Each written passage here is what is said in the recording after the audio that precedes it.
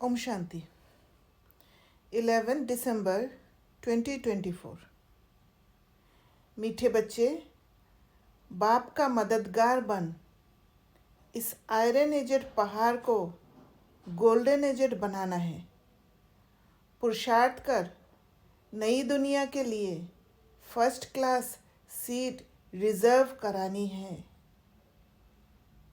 तो बाबा का मददगार बनने के लिए जो आयरन एजेड पहाड़ बन चुका है, वो पहाड़ है हमारे परसेप्शन का।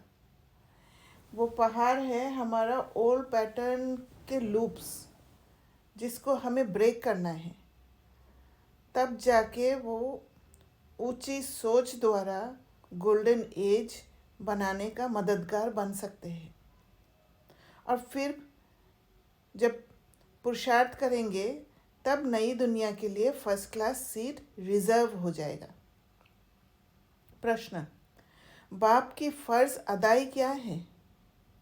कौन सा फर्ज पूरा करने के लिए संगम पर बाप को आना पड़ता है?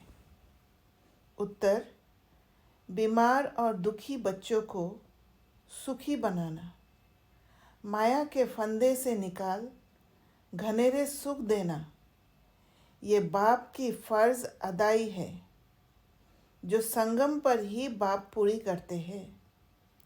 और माया के फंदे से तभी निकाल सकते हैं जब उस आत्मा को एक ऊंची सोच देके, सेल्फ कनेक्ट करके उस आत्मा को लिबरेट कर देते हैं। बाबा कहते, मैं आया हूँ तुम सब का मर्ज मिटाने, सब पर कृपा करने। माना जो भी कलयुगी सोच वो और जो आत्मा का ओरिजिनल स्टेट वो एकदम मिक्स हो गया है, मर्ज हो गया है, वो मिटाने आए हैं। आप पुरुषार्थ कर 21 जन्मों के लिए अपनी ऊंची तकदीर बना लो। गीत है भोलेनाथ से निराला। ओम शांति। भोलानाथ शिव भगवानुवाच। ब्रह्मा मुख कमल से बाप कहते हैं, ये वैरायटी भिन्न भिन्न धर्मों का मनुष्य सृष्टि झार है ना। इस कल्प वृक्ष अथवा सृष्टि के आदि मध्य अंत का राज बच्चों को समझा रहा हूँ। गीत में भी इनकी महिमा है। शिव बाबा का जन्म यहाँ है। बाप कहते हैं, मैं आया हूँ भारत में। मनुष्य ये नहीं जानते कि शिव बाबा कब पधारे थे, क्योंकि गीता में श्री कृष्ण का नाम डाल दिया है। द्वापर की तो बात ही नहीं। बाप समझाते हैं, बच्चे 5000 वर्ष पहले भी मैंने आकर के ये ज्ञान दिया था। इस झाड़ से सभी को मालूम पड़ जाता है। झाड़ को अच्छी रीति देखो। सतयुग में बरोबर देवी देवताओं का राज्य था। त्रेता में राम सीता का है। तो जैसे जैसे मुरली को सुनते जा रहे हैं, बाबा जो झाड़ को अच्छी रीति देखने के लिए कह रहे हैं उसको देखते रहना है। तो झाड़ में सतयुग कहाँ है उसको देखना है। सतयुग में बरोबर देवी देवताओं का राज्य था। त्रेता में राम सीता का है। बाबा आदि मध्य अंत का राज बतलाते हैं। बच्चे पूछते हैं, बाबा हम माया के फंदे में कब फंसे? बाबा कहते हैं, द्वापर से। तो जब वो झाड़ को अच्छी रीति देखते हैं और समझते हैं तो फिर बहुत अंदर के जो उलझन है वो कट जाता है। नंबरवार फिर दूसरे धर्म आते हैं। तो हिसाब लगाने से समझ सकते हैं कि इस दुनिया में हम फिर से कब आएंगे। शिव बाबा कहते हैं, मैं 5000 वर्ष बाद आया हूँ संगम पर अपना फर्ज निभाने। सभी जो भी मनुष्य मात्र है सभी दुखी हैं, उनमें भी खास भारतवासी।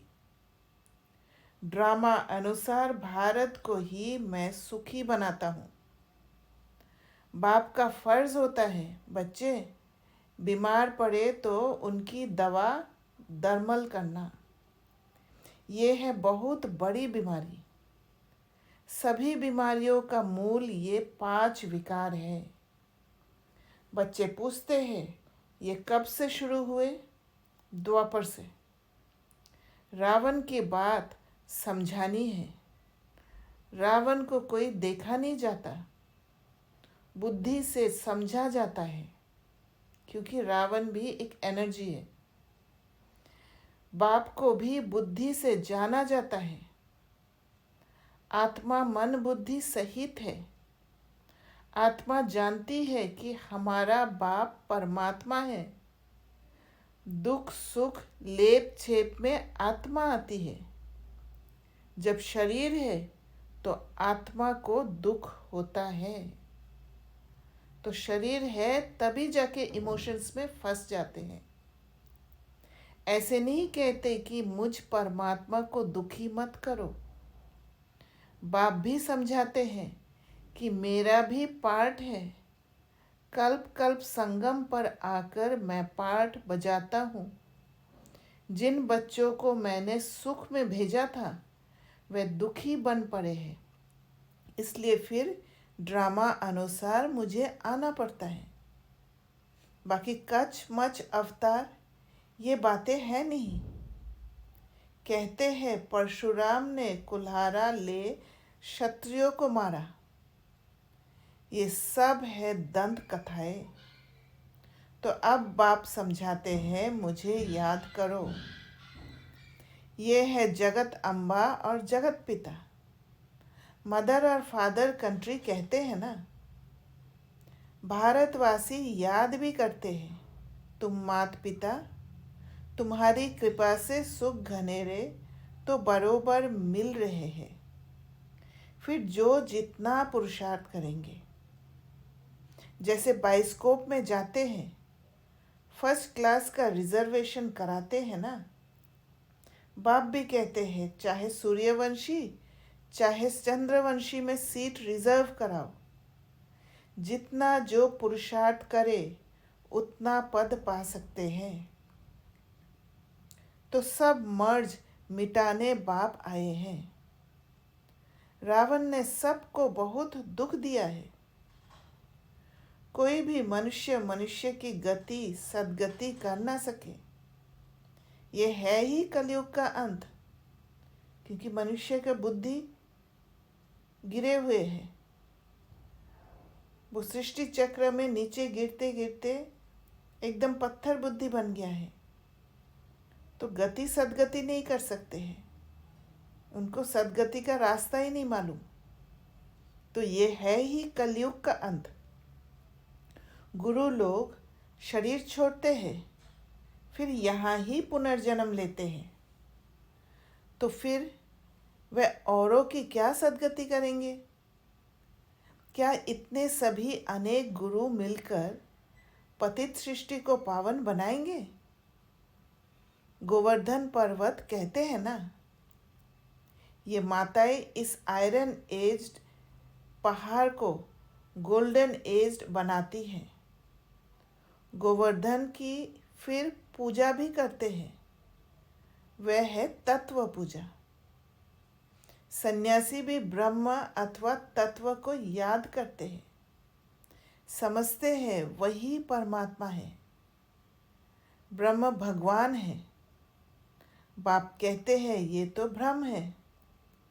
ब्रह्मांड में तो आत्माएं अंडे मिसल रहती है। निराकारी झार भी दिखाया गया है। हर एक का अपना अपना सेक्शन है। इस झार का फाउंडेशन है भारत का सूर्यवंशी चंद्रवंशी घराना। तो अभी का पुरुषार्थ के हिसाब से परमधाम में सेक्शन अपना अपना सेक्शन भी तैयार होगा, और फिर सूर्यवंशी और चंद्रवंशी घराने में कौन सा पद लेकर आएंगे वो भी तैयार होगा। फिर वृद्धि होती है। मुख्य है 4 धर्म। तो हिसाब करना चाहिए कौन कौन से धर्म कब आते हैं। जैसे गुरु नानक 500 वर्ष पहले आए। ऐसे तो नहीं सिख लोग कोई 84 जन्म का पाठ बजाते हैं। बाप कहते हैं 84 जन्म सिर्फ तुम ऑलराउंडर ब्राह्मणों के हैं। ये बात अंडरलाइन करना है। इसलिए हर एक संस्कार हमारे अंदर ज़्यादा प्रोमिनेंट है, डोमिनेंट है। बाबा ने समझाया है कि तुम्हारा ही ऑलराउंड पार्ट है। ब्राह्मण, देवता, क्षत्रिय, वैश्य, शूद्र तुम बनते हो। जो पहले देवी देवता बनते हैं वही सारा चक्र लगाते हैं। तो ये खुद के लिए भी एक्सेप्टेंस होना चाहिए और दूसरों के लिए भी एक्सेप्टेंस होना चाहिए। सिर्फ शूद्र वाला संस्कार का एक्सेप्टेंस नहीं है, ब्राह्मण और देवता वाला संस्कार का भी एक्सेप्टेंस है। वहाँ भी मुश्किल की बात नहीं है, क्योंकि हमारे अंदर वो संस्कार है। बाप कहते हैं तुमने वेद शास्त्र तो बहुत सुने, अभी ये सुनो और जज करो कि शास्त्र राइट है या गुरु लोग राइट है, या जो बाप सुनाते हैं वह राइट है। बाबा बुद्धि को चलाने के लिए प्रश्न सामने डाल देते हैं, ताकि बुद्धि पर घुमाने से क्लैरिटी आएगा और फिर बुद्धिवान बन जाएंगे। बाप को कहते ही है ट्रुथ, मैं सच बतलाता हूँ, जिससे सतयुग बन जाता है। जब सच बतलाते हैं तब सत्य युग बनता है। और द्वापर से लेकर तुम झूठ सुनते आए हो तो उससे नरक बन पड़ा है। बाप कहते हैं मैं तुम्हारा गुलाम हूँ। भक्ति मार्ग में तुम गाते आए हो मैं गुलाम तेरा। अभी मैं तुम बच्चों की सेवा में आया हूँ। बाप को निराकारी निरहंकारी गाया जाता है, तो बाप कहते हैं मेरा फर्ज है तुम बच्चों को सदा सुखी बनाना। गीत में भी है अगम निगम का भेद खोले। बाकी डमरू आदि बजाने की कोई बात नहीं है। ये तो आदि मध्य अंत का सारा समाचार सुनाते हैं। बाबा कहते हैं तुम सभी बच्चे एक्टर्स हो। मैं इस समय करण करावनहार हूँ। मैं इनसे ब्रह्मा से स्थापना करवाता हूँ। बाकी गीता में जो कुछ लिखा हुआ है वह तो है नहीं। अभी तो प्रैक्टिकल बात है ना। बच्चों को ये सहज ज्ञान और सहज योग सिखलाता हूँ, योग लगवाता हूँ। कहा है ना योग लगवाने वाले, झोली भरने वाले, मर्ज मिटाने वाले। गीता का भी पूरा अर्थ समझाते हैं। योग सिखलाता हूँ और सिखलवाता भी हूँ। बच्चे योग सीखकर फिर औरों को सिखलाते हैं ना। कहते हैं योग से हमारी जोत जगाने वाले। ऐसे गीत भी कोई घर में बैठकर सुने तो सारा ही ज्ञान बुद्धि में चक्र लगाएगा। बाप की याद से वर्षे का भी नशा चढ़ेगा। सिर्फ परमात्मा व भगवान कहने से मुख मीठा नहीं होता। बाबा माना ही वर्षा। तो बाबा कैसे हमारे अंदर वो ट्रांसफॉर्मेशन ला रहे। वो जो पुराना पैटर्न का लूप है उसको तोड़ने का हिम्मत दे रहे हैं। और वो लूप को सबसे पहले तोड़ना होता है और तोड़कर फिर छोटे छोटे नया वाला पैटर्न का लूप को तैयार करते जाना है। छोटे छोटे जब जुड़ते हैं तब पावर बढ़ते जाता है और नया वाला पैटर्न बनते जाता है और पुराना वाला ख़त्म होते जाता है। तो उसके लिए बाबा हमारे द्वारा करवाते हैं। हमारे द्वारा बाबा करण करावनहार, क्योंकि बाबा को ही पता है वो नया पैटर्न कैसे बनाते हैं। तो हमारे द्वारा कराते हैं, और वो सूक्ष्म कर्मेंद्रिय द्वारा करवाते हैं, बुद्धि द्वारा। अब तुम बच्चे बाबा से आदि मध्य अंत का ज्ञान सुनकर फिर औरों को सुनाते हो। इसे ही शंख ध्वनि कहा जाता है। तुमको कोई पुस्तक आदि हाथ में नहीं है, बच्चों को सिर्फ धारणा करनी होती है। तो जो भी बाबा सुनाते हैं, बाबा समझाते हैं, उसको समझकर उसके पीछे का जो डीप इंटेंशन है बाबा का, या बाबा जो मैसेज देना चाहते हैं, वो अपने बुद्धि में घुमाकर फिर उसको समझकर धारणा करते हैं, फिर दूसरों को देते हैं। तुम हो सच्चे रूहानी ब्राह्मण, रूहानी बाप के बच्चे। तो जब रूहानी ब्राह्मण है तो हमारा कर्मेंद्रिय सिर्फ मन, बुद्धि और संस्कार, आत्मा का संस्कार, बाकी शरीर वाला नहीं है। शरीर वाला कर्मेंद्रिय कोई काम का नहीं है। सच्ची गीता से भारत स्वर्ग बनता है, वह तो सिर्फ कथाएं बैठ बनाई है। तुम सब पार्वतियाँ हो, तुमको ये अमर कथा सुना रहा हूँ। तुम सब द्रौपदियाँ हो, वहाँ कोई नंगन होते नहीं। कहते हैं तब बच्चे कैसे पैदा होंगे? अरे है ही निर्विकारी, तो विकार की बात कैसे हो सकती? तुम समझ नहीं सकेंगे कि योग बल से बच्चे कैसे पैदा होंगे। तुम आर्ग्यू करेंगे, क्योंकि अभी बुद्धि का लेवल ही गिरा हुआ है। वहाँ तक सोच ही नहीं सकते हैं कि आत्मा में कितना पावर है, योग बल का कितना पावर है। परंतु ये तो शास्त्रों की बातें हैं ना।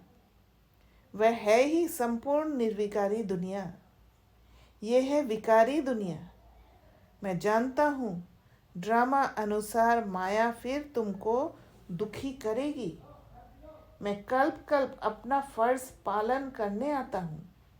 जानते हैं कल्प पहले वाले सिकिलदे ही आकर अपना वर्षा लेंगे, आसार भी दिखाते हैं। ये वही महाभारत लड़ाई है। तुम्हें फिर से देवी देवता अथवा स्वर्ग का मालिक बनने का पुरुषार्थ करना है। इसमें स्थूल लड़ाई की कोई बात नहीं है, ना असुरों व देवताओं की लड़ाई ही हुई है। वहाँ तो माया ही नहीं जो लड़ाए। आधा कल्प ना कोई लड़ाई, ना कोई भी बीमारी, ना दुख अशांति। अरे वहाँ तो सदैव सुख बाहर ही बाहर रहती है। तो वहाँ सुख होता है, पर सुख से भी डिटैच्ड होते हैं, क्योंकि दुख नहीं पता। हॉस्पिटल होती नहीं, बाकी स्कूल में पढ़ना तो होता ही है। अब तुम हर एक यहाँ से वर्षा ले जाते हो। मनुष्य पढ़ाई से अपने पैर पर खड़े हो जाते हैं। इस पर कहानी भी है। कोई ने पूछा तुम किसका खाती हो? तो कहा हम अपनी तकदीर का खाती हैं। वह होती है हद की तकदीर। अभी तुम अपनी बेहद की तकदीर बनाते हो। तुम ऐसी तकदीर बनाते हो जो 21 जन्म फिर अपना ही राज्य भाग्य भोगते हो। तो ये भोगना, 21 जन्म राज्य भाग्य भोगना माना जो पुरुषार्थ किया है उसका फल मिलता है। ये भोगना और दुख के जो ऑपोजिट है, पेयर ऑफ ऑपोजिट के हिसाब से भोगना, उसमें डिफरेंस है। क्योंकि जब दुख मिलता है तो सुख का एक क्रेविंग होता है, सुख का डिज़ायर हर पल अंदर में पलते रहता है। तो जैसे ही थोड़ा सा सुख मिलता है, उस सुख में प्लंज कर जाते हैं, वो भोग लेते हैं उसका एकदम फुलेस्ट फॉर्म में एंगेज हो जाते उस सुख के साथ। इमोशन, जो सुख एक इमोशन है, उसके साथ जुड़ जाते हैं एकदम। डिपेंडेंट हो जाते हैं उसके साथ, मतलब बलि चढ़ जाते हैं उस सुख के ऊपर। पर जो 21 जन्म राज्य भाग्य भोगते हैं वो हमारा सिर्फ प्रारब्ध है, वो गिफ्ट रूप में है। वहाँ वो डिपेंडेंसी के हिसाब से नहीं भोगते हैं। ये है बेहद के सुख का वर्षा। अब तुम बच्चे कॉन्ट्रास्ट को अच्छी रीति जानते हो। भारत कितना सुखी था, अब क्या हाल है। तो ये जो सुख है, ये सुख और दुख दोनों इस वर्ल्ड में है। और सतयुग वाला सुख जो है वो एक डिटैच्ड सुख है।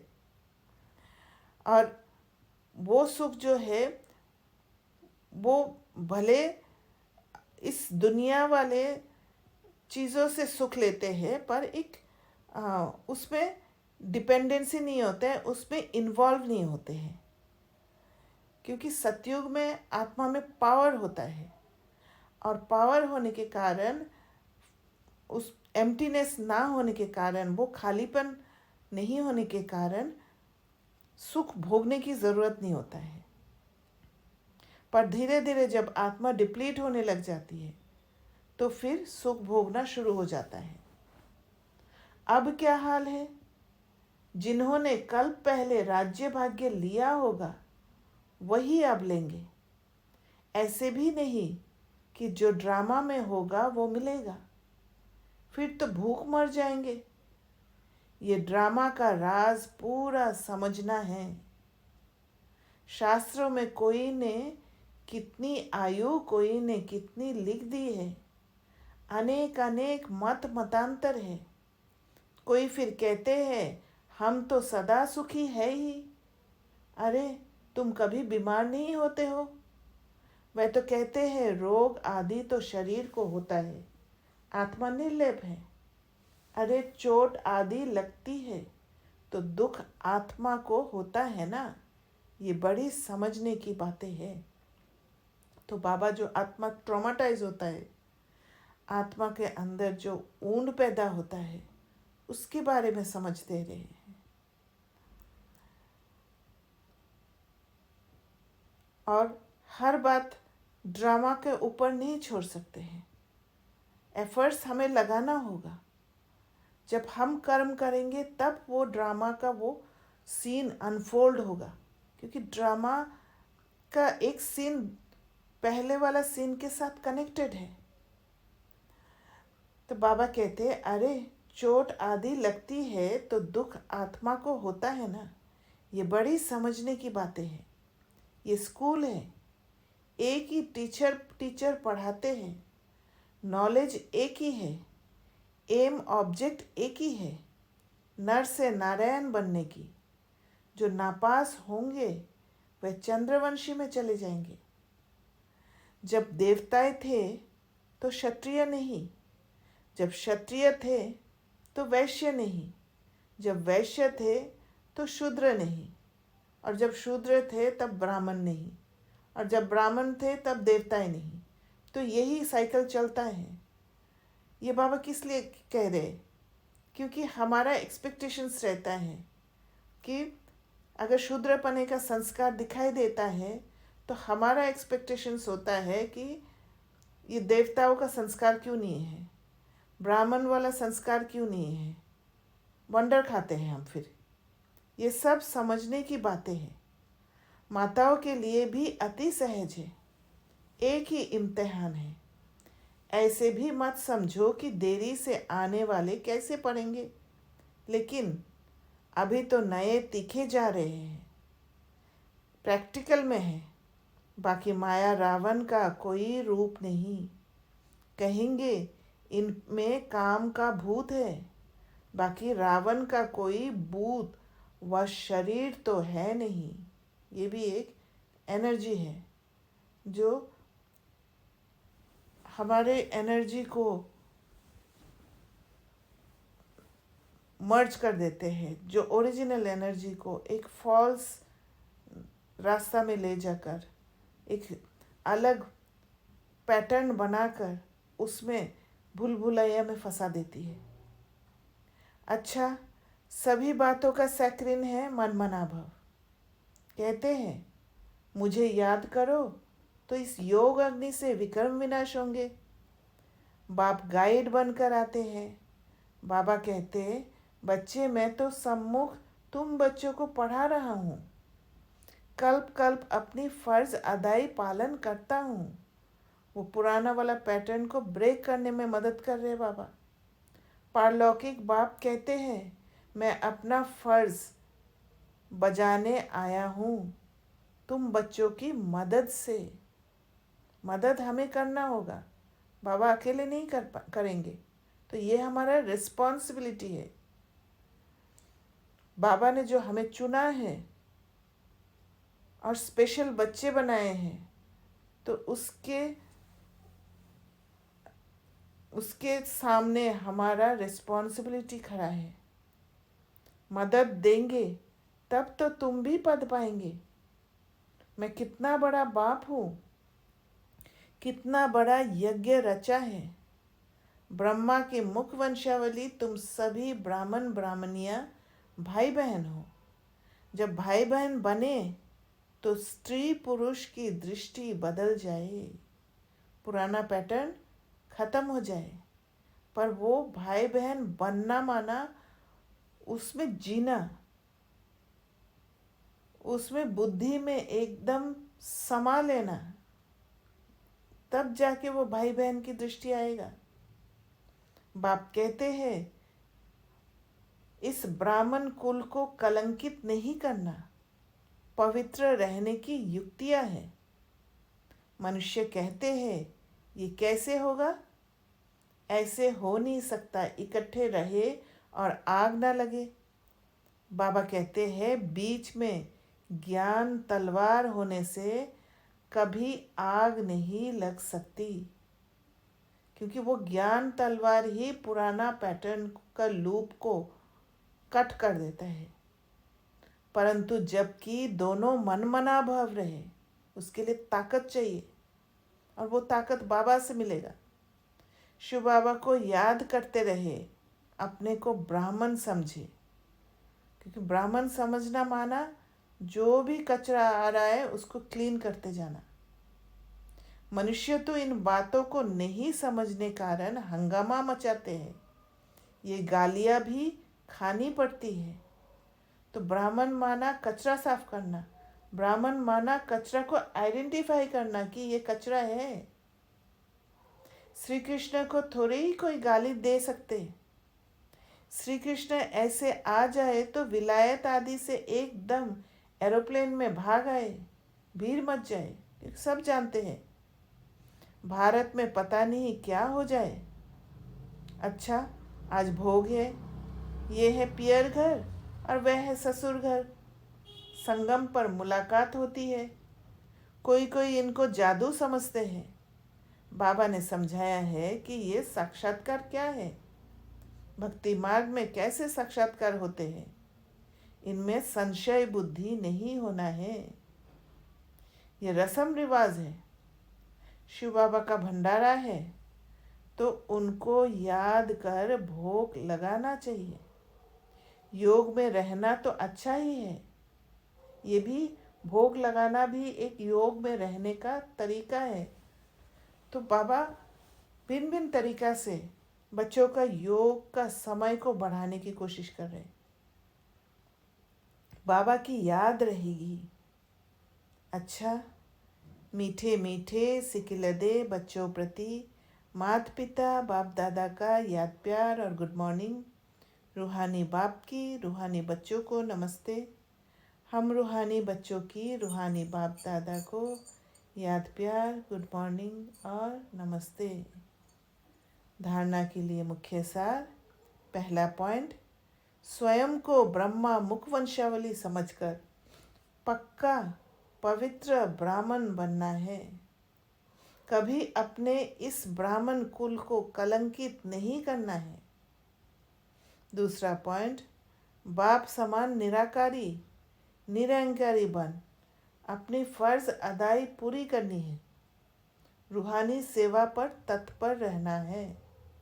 तो ब्राह्मण कुल को कलंकित तब करते हैं जब मन मनाभव नहीं रहते हैं, जब अपने अंदर खालीपन को भरपूर करके नहीं रखते हैं, अपने अंदर वर्क नहीं करते हैं, अपने अंदर जो भी बाबा ने सिखाया है विचार सागर मंथन करना, हर पल उस ज्ञान तलवार को हर बात में उस पुराने लूप को ख़त्म करके नया जो पैटर्न बाबा बनाने में मदद दे रहे हैं, हमें सिखा रहे हैं, उस पैटर्न को बनाने में अगर तत्पर नहीं होते हैं तो फिर ब्राह्मण कुल को कलंकित कर देते हैं।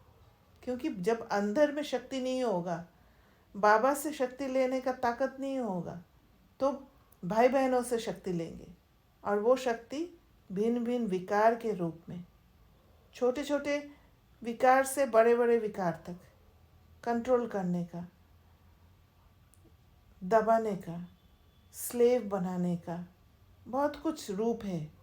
और वो एक एक रूप को आइडेंटिफाई करना है, और वो उनको आइडेंटिफाई करके ना खुद उस लूप में फंसना है, ना दूसरों को फंसने देना है।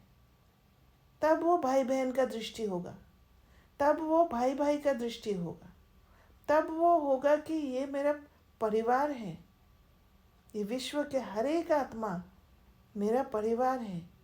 जो अभी घर जाने का समय है तो सबको परिवर्तन करने के लिए मदद देना है मुझे, ना कि उसमें ही फंस जाना है। वरदान: स्नेह की शक्ति से माया की शक्ति को समाप्त करने वाले संपूर्ण ज्ञानी भव। स्नेह की शक्ति, तो बाबा जब स्नेह की शक्ति कहते हैं, स्नेह की शक्ति आत्मा की शक्ति है, और आत्मा की शक्ति, ये जो स्नेह है, स्नेह एक प्रेम का रूप है, स्नेह एक लव का रूप है। तो स्नेह की शक्ति जब आता है तो माया की शक्ति कमज़ोर पड़ जाता है और फिर समाप्त हो जाता है, उससे संपूर्ण ज्ञानी बन जाते हैं। स्नेह में समाना ही संपूर्ण ज्ञान है। इसलिए सबसे पहले सेल्फ लव, स्वयं से प्यार करना ज़रूरी है, क्योंकि वो स्वयं से प्यार करने का एक स्टेप जो उठाते हैं उसी से ही वो स्नेह की शक्ति बन जाता है, और वो स्नेह की शक्ति से ही माया की शक्ति को कमज़ोर करना शुरू कर देते हैं। इसलिए बाबा कहते हैं कि बाबा के प्यार में लवलीन हो जाओ, स्नेह में समा जाओ, बाबा के प्यार के झूले में झूलते रहो, तो वो ताकत बन जाता है। स्नेह ब्राह्मण जन्म का वरदान है। संगम युग पर स्नेह का सागर स्नेह के हीरे मोतियों की थालियां भरकर दे रहे हैं।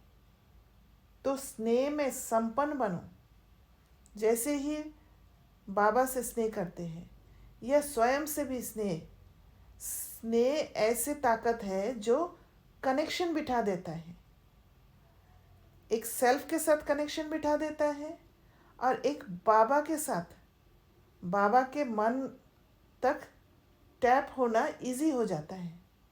बाबा क्या समझ दे रहे हैं, बाबा का जो उचित सोच, वहाँ तक पहुँचने का ये रास्ता है स्नेह। स्नेह की शक्ति से परिस्थिति रूपी पहाड़ परिवर्तन हो पानी समान हल्का बन जाएगा, क्योंकि जैसे ही बाबा के साथ स्नेह होगा या सेल्फ के साथ स्नेह होगा, तो दोनों बातों में एक ऊंची समझ आ जाएगा। वो सिचुएशन को दूसरी प्रकार से देख पाएंगे, और उससे माया का जो परिस्थिति रूपी पहाड़ जो दिखा रही थी माया, तो वो परिवर्तन हो जाएगा। एक अंदर में एक ताकत आ जाएगा, और जैसे वो ताकत आ जाएगा, जैसे हम कहते हैं कि मैं ये सिचुएशन को फेस करूँगी, ये सिचुएशन का सामना करूँगी, ये जब स्वयं से प्यार होता है, जब बाबा से प्यार होता है, तब वो शक्ति ही हमें फेस करने का ताकत देता है। तब पहाड़ परिवर्तन हो पानी समान हल्का बन जाएगा। माया का कैसा भी विकराल रूप व रॉयल रूप सामना करे तो सेकंड में स्नेह के सागर में समा जाओ। तो स्नेह की शक्ति से माया की शक्ति समाप्त हो जाएगी। तो स्नेह की शक्ति माया की शक्ति का ऑपोजिट फोर्स है। स्लोगन: तन मन धन, मन वाणी और कर्म से बाप के कर्तव्य में सदा सहयोगी ही योगी है। तन मन धन, फिर अलग से बाबा ने मन और वाणी और कर्म से, मन को दोबारा बताया बाबा ने, क्योंकि मन ही फंस जाती है, मन ही इमोशंस से अटैच्ड हो जाता है, और जब इमोशंस से मन अटैच हो जाता है तब माया के हाथ में फंस जाता है। तो मन को वो पुराना पैटर्न का रस से छुड़ाकर नए पैटर्न का रस में रस देना शुरू करना होता है। तब जाके मन पुराना वाला छोड़ देगा, छोड़कर नया वाला पैटर्न में आने लग जाएगा, और फिर वो नया पैटर्न बहुत इजीली खुलते जाएगा, बनते जाएगा, और वो लूप बन जाएगा। और तब मन जैसा होगा वैसा वाणी होगा, और फिर कर्म होगा। तो बाप के कर्तव्य में सदा सहयोगी बन जाएंगे, और वही योगी है।